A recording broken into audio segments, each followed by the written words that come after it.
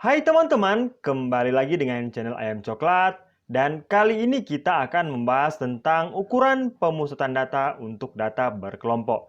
Tapi sebelum lanjut, bagi teman-teman yang belum subscribe channel ini, silahkan di-subscribe ya, agar supaya saya lebih bersemangat dalam membagikan video-video pembelajaran seperti ini. Oke teman-teman ya. Nah, ukuran pemusatan data yang akan kita bahas pada saat ini adalah min, median, dan modus. Dan kita fokus pada data berkelompok. Nah, pada video saya sebelumnya, saya juga sudah membahas ukuran pemusatan data, tetapi untuk data tunggal.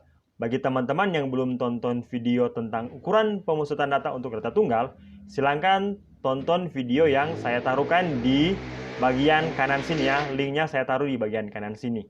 Nah, ukuran pemusatan data yang pertama adalah min atau nilai rata-rata. Untuk menentukan min untuk data berkelompok, kita gunakan rumus berikut.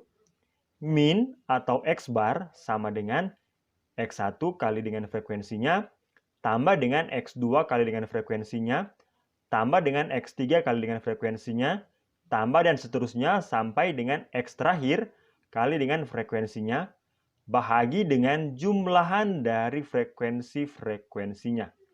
Nah, keterangan XI itu adalah titik tengah kelas ke-I. Maksudnya, X1 artinya adalah titik tengah kelas ke-1. Misalkan saya ganti dengan X5, berarti itu maksudnya adalah titik tengah kelas ke-5. Nah, untuk lebih memudahkan teman-teman untuk mempelajari tentang nilai rata-rata, silakan pelajari contoh soal berikut. Contoh, tentukanlah nilai rata-rata dari data berikut. Nah, teman-teman lihat datanya adalah data yang kita kelompokkan. Maka kita gunakan rumus yang tadi ya. Nah, sebelum kita menggunakan rumus tersebut, tabel ini kita sedikit modifikasi. Yaitu kita tambahkan kolom nilai tengah dan kolom FI kali XI. Nah, nilai tengah kita dapat dari interval kelas ini. Kita cari nilai tengahnya. Kita tahu bahwa intervalnya adalah 40 sampai dengan 44. 40 sampai dengan 44 berarti nilai tengahnya adalah 42. Maka nilai tengah yang pertama pada kelas pertama kita taruh 42. Atau teman-teman juga bisa gunakan cara berikut. Kita jumlahkan batas bawah dan batas atas. Jadi 44 tambah 40 bahagi 2. Hasilnya adalah 42. Nah, itu cara untuk mencari nilai tengah ya. Atau juga teman-teman bisa menggunakan cara seperti ini. Tidak masalah ya, nilai tengahnya adalah 42. Nah, begitu juga dengan 45 sampai dengan 49, nilai tengahnya adalah 47. Kemudian 50 sampai dengan 54, nilai tengahnya adalah 52. Nilai tengah dari kelas selanjutnya adalah 57 dan yang terakhir adalah 62. Selanjutnya kita isi kolom yang bagian sini. Dengan cara kita kalikan frekuensi dengan nilai tengah. Kita kalikan frekuensi dengan nilai tengah. 42 kali 1, 42. 47 kali dengan 6, hasilnya adalah 282. 52 kali 10, hasilnya adalah 520. 57 kali 2 adalah 114. 62 kali 1 adalah 62. Nah, itu adalah kolom untuk FI kali dengan XI. Yaitu kita mengalihkan frekuensi dengan nilai tengah. Nah, selanjutnya kita jumlahkan frekuensi-frekuensinya. Frekuensi-frekuensinya kita jumlahkan, hasilnya adalah 20. Jadi jumlahan dari frekuensi-frekuensi ini adalah 20. Nah, kita juga jumlah FI kali XI ini. Kita jumlahkan ke semuanya ini, dan totalnya adalah 1020. Nah, X bar atau nilai rata-rata adalah total dari FI kali XI bahagi dengan total frekuensi. Jadi, X bar sama dengan 1020 bahagi dengan 20, bahagi dengan 20. Maka X bar atau nilai rata-rata sama dengan 51. Jadi, nilai rata-ratanya adalah 51. Lanjut ya teman-teman ya. Nah, selanjutnya adalah median atau nilai tengah. Median dapat ditentukan menggunakan rumus berikut. ME atau median sama dengan L tambah I kali dengan 1/2N kurang F kapital K bahagi F dengan ME atau median. L itu adalah tepi bawah kelas median. I adalah panjang kelas atau interval kelas. N itu adalah banyaknya data. F kapital K adalah frekuensi kumulatif kurang dari sebelum kelas median. F ini adalah frekuensi kelas median. Nah, mungkin teman-teman bertanya apa itu kelas median. Nah, kelas median ini kita bisa dapatkan menggunakan rumus berikut, yaitu median sama dengan X N tambah 1 per 2. Nah, untuk lebih memahaminya, silakan perhatikan contoh berikut. Misalkan saya punya data seperti ini. Tentukanlah median dari data tersebut. Nah, langkah pertama yang kita lakukan adalah kita sedikit modifikasi tabelnya. Kita tambahkan kolom untuk frekuensi kumulatif kelas sebelum. Nah, teman-teman perhatikan cara untuk mengisi tabel dari frekuensi kumulatif. Yang pertama, kita isi angka 2 sesuai dengan frekuensi pertama. Selanjutnya, kita jumlahkan dengan frekuensi selanjutnya, yaitu 2 lagi. Hasilnya adalah 4. Selanjutnya, kita jumlahkan dengan frekuensi selanjutnya, 6. Hasilnya adalah 10. Begitu juga kita tambahkan dengan frekuensi selanjutnya, yaitu 8. Hasilnya adalah 18. Tambah dengan frekuensi selanjutnya adalah 10. Hasilnya ada 28. Tambah dengan frekuensi selanjutnya berarti 39.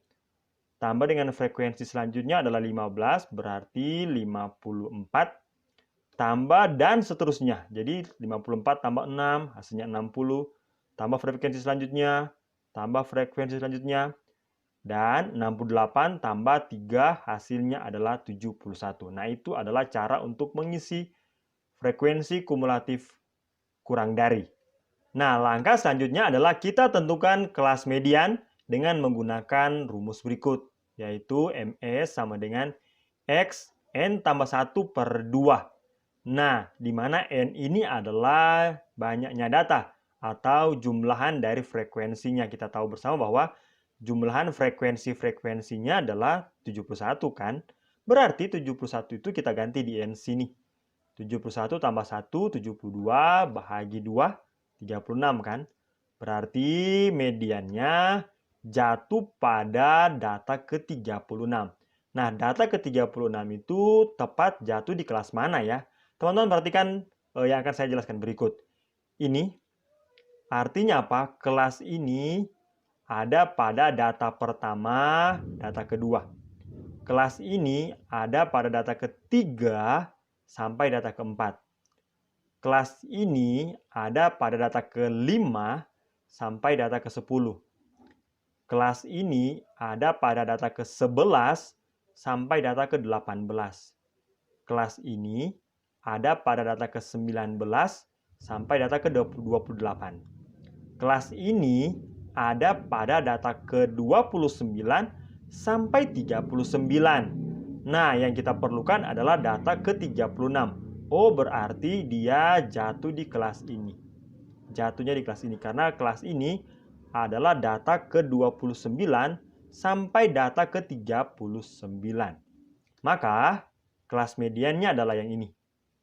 Oke, teman-teman ya. Nah, rumus mediannya adalah L tambah I kali dengan 1/2N kurang FK bahagi F. L itu adalah tepi bawah kelas median. Kelas median adalah yang saya lingkari ini ya. Nah, tepi bawah adalah batas bawahnya kurang dengan 0,5. Nah, kurang dengan 0,5. Jadi 65 kurang dengan 0,5. Berarti 64,5 kan? Kemudian tambah dengan I. I itu adalah panjang kelas. Panjang kelasnya adalah dari 65 sampai 69. 65, 66, 67, 68, 69. 5 ya. Berarti panjang kelasnya adalah 5. Kemudian kali dengan 1/2N. N itu adalah banyaknya data, yaitu sebanyak 71. Jumlahan frekuensinya. Jadi 1/2 kali dengan 71 kurang dengan frekuensi kumulatif kelas sebelum. Frekuensi kumulatif kelas sebelum, berarti 28 kan? Nah, jadi FK ini adalah frekuensi kumulatif kelas sebelum kelas median ya. Kelas median kan yang ini. Sebelumnya yang mana? Yang ini. Frekuensi kumulatifnya yang ini. Yang saya lingkari merah ini. Jadi kurang dengan 28 bahagi dengan frekuensi kelas median. Kelas median kan yang saya lingkari ini. Frekuensinya adalah 11. Yang saya lingkari dengan lingkar biru. Bahagi 11. Nah, langkah selanjutnya tinggal kita operasikan, kita kalikan dulu, kemudian kita kurangkan, dan seterusnya ya. Jadi, 1/2 kali 71 adalah 71/2. Dan kita menggunakan teknik pengurangan pecahan, kita samakan dulu penyebutnya dari 71/2 dan 28, yaitu 56/2. 71 kurang 56/2 sama dengan 15/2. Kemudian, yang di dalam kurung kita operasikan 15/2 bahagi 11.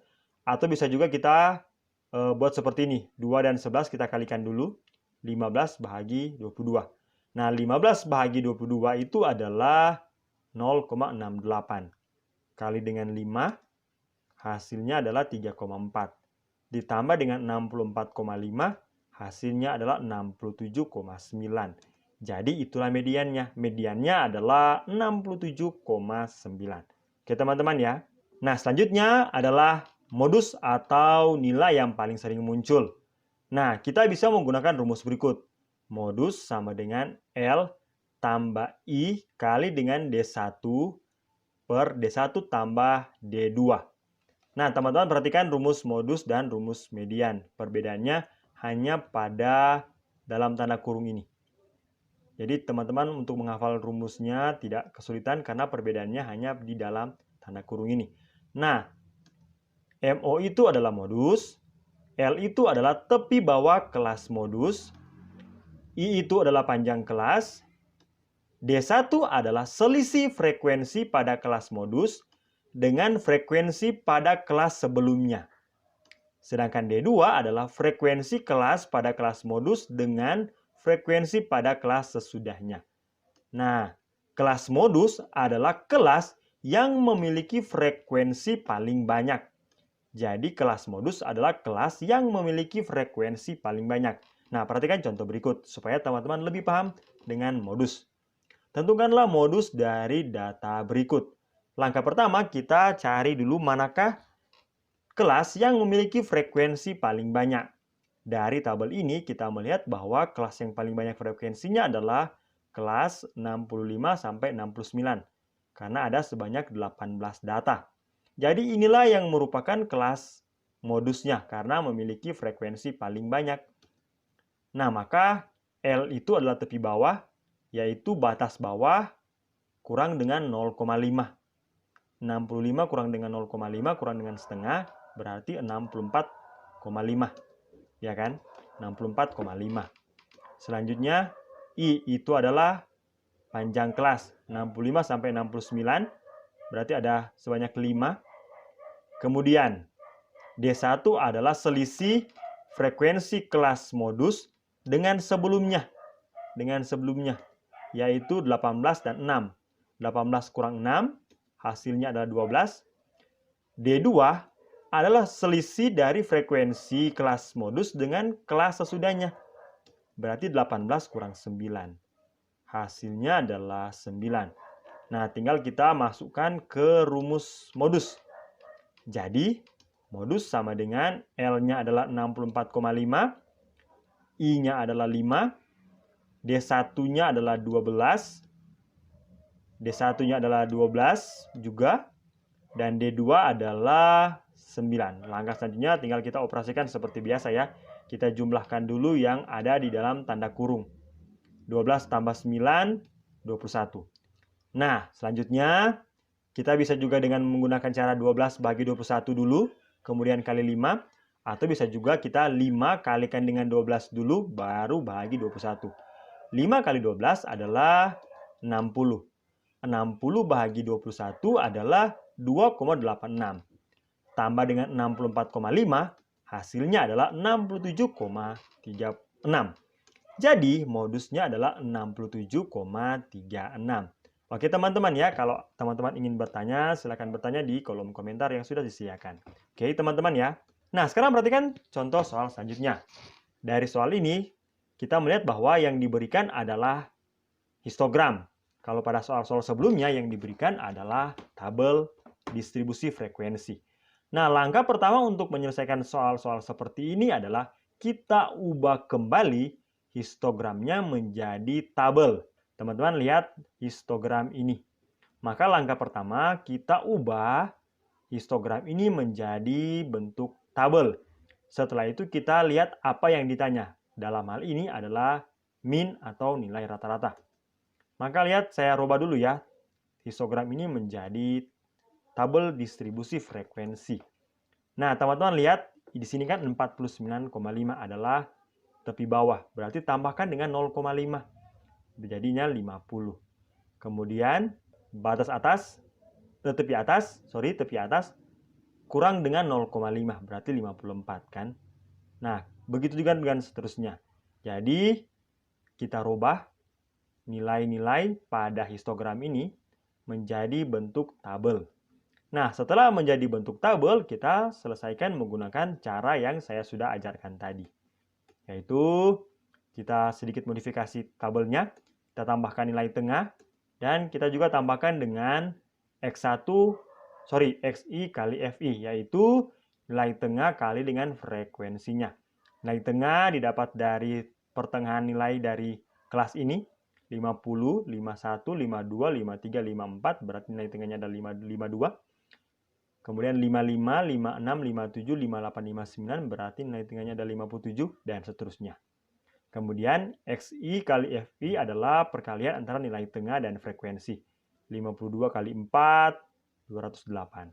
57 kali 6, 342. Dan seterusnya.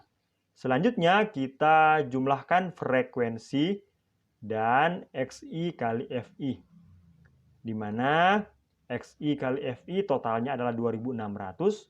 Frekuensinya totalnya adalah 40. Jadi X bar atau min adalah total dari XI kali FI bahagi dengan total dari frekuensi, yaitu 2600 bahagi 40. Jadi nilai rata-ratanya adalah 65. Oke teman-teman ya. Nah, lanjut. Tentukanlah modus dari data berikut. Teman-teman lihat ini histogram. Nah, langkah pertama kita harus ubah histogram ini menjadi tabel distribusi frekuensi. Tetapi teman-teman juga bisa langsung menggunakan histogram ini tanpa harus mengubahnya menjadi bentuk tabel. Teman-teman perhatikan contoh berikut. Yang ditanya adalah modus. Nah, kalau modus, langkah pertama kita harus tentukan dulu kelas modus. Kelas modus ditentukan dari kelas yang memiliki frekuensi paling banyak. Dari histogram ini, frekuensi paling banyak adalah kelas yang ini, yaitu dari 70 sampai dengan 79, yaitu kelas yang ini. Nah, berarti kita sudah dapat bisa menentukan bagian-bagian yang kita perlukan untuk kita masukkan ke rumus modus. Pertama, L. L adalah tepi bawah. Tepi bawahnya adalah 69,5. Kemudian I. I itu adalah panjang kelas. Teman-teman bisa menentukannya dengan menggunakan rumus tepi atas kurang dengan tepi bawah. 79,5 kurang dengan 69,5. Hasilnya adalah 10. Itu adalah panjang kelasnya ya. Kemudian D1. D1 adalah selisih dari frekuensi kelas modus, yaitu adalah 10, dengan frekuensi kelas sebelumnya. Kelas sebelumnya kan adalah 7 kan? Jadi 10 kurang 7. Hasilnya adalah 3. D2 adalah selisih dari kelas modus dengan frekuensi kelas sesudahnya, yaitu adalah 5. 10 kurang 5. Hasilnya adalah 5. Nah, maka kita masukkan ke rumus modus, yaitu modus sama dengan L itu adalah 69,5 tambah dengan I itu adalah 10 kali dengan D1 adalah 3 Dan D2 adalah 5. Jadi 3 tambah 5. Kita jumlahkan dulu 3 tambah 5-nya. 8. Selanjutnya kita bisa 3/8 dulu, kemudian kali dengan 10. Atau bisa juga 10 kali 3, kemudian bagi 8. 10 kali 3 kan 30. 30 bagi 8, 3,75. Tambah dengan 69,5, hasilnya adalah 73,25. Jadi modusnya adalah 73,25. Oke teman-teman ya. Nah teman-teman, bagaimana jika yang ditanya adalah modus dan ada 2 kelas atau lebih yang memiliki frekuensi yang sama banyak dan frekuensi itulah yang paling banyak dengan frekuensi-frekuensi yang lain. Jadi ada frekuensi yang paling banyak dan ada 2 atau lebih kelas yang memiliki frekuensi yang sama banyak tersebut. Nah, bagaimanakah dengan modusnya? Kalau teman-teman tahu caranya, silakan teman-teman coret-coret saja ya di kolom komentar. Beritahu kami, beritahu teman-teman yang lain bagaimana cara menentukan modus dari data yang kelas modusnya lebih dari 1. Oke teman-teman ya. Nah teman-teman, demikianlah penjelasan saya mengenai ukuran pemusatan data, baik untuk data tunggal di video sebelumnya, maupun data berkelompok. Jika ada teman-teman yang masih kurang paham, silahkan bertanya di kolom komentar. Atau ada teman-teman yang ingin memberikan tanggapan, silahkan juga di kolom komentar. Nah, kalau teman-teman suka dengan video ini, silahkan like. Silahkan juga bagikan ke teman-teman yang lain agar supaya mereka bisa tahu tentang ukuran pemusatan data. Dan jika teman-teman suka dengan video-video seperti ini, silakan subscribe agar supaya saya lebih bersemangat dalam membagikan video-video pembelajaran seperti ini. Sampai jumpa di video selanjutnya.